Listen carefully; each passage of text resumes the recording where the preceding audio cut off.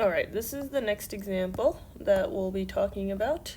We're being asked to find the acceleration of the system and would it affect our answer if m1 were higher than m2. So let's first draw a free body diagram for each of these, which I've started with.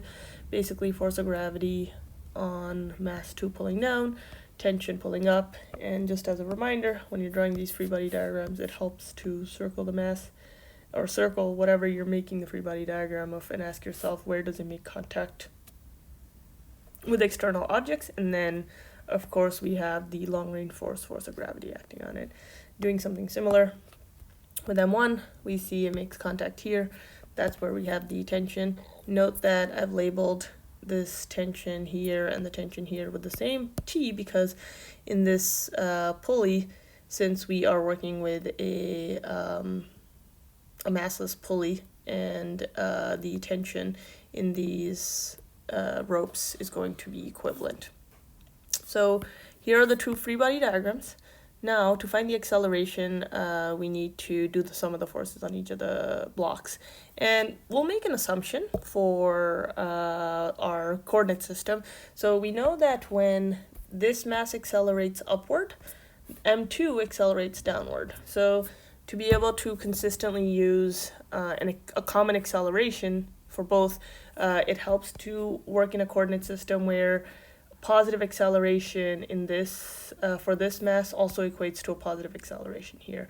So I'm going to assume my positive y-axis points upward for this mass and my positive y-axis points downward for this mass, so that when this one moves up, this one moves down, that's some positive acceleration. So sum of the forces in the y direction on mass 2 is equal to, now note that downward is positive, so I'm going to do Fg2 minus tension is equal to m2, also there's capital M, so I'll just stay consistent with the variables, m2 times acceleration.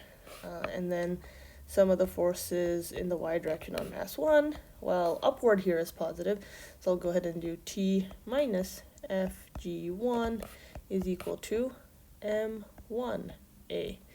Now I'd like you to, well, before we do that, actually, sorry, note that I'm using the same variable for acceleration, because if this accelerates downwards at 2 meters per second squared, we know mass 1 is accelerating with it at 2 meters per second squared upward, and since those are both our positive directions, we've called them just sum A. Now I want you to pause the video, and I'd like you to solve for the acceleration in this problem, and then check your answer against what I get. So basically, as you solve the system of equations for a single unknown, you should get that the acceleration is equal to m2 minus m1 all over m2 plus m1 times g.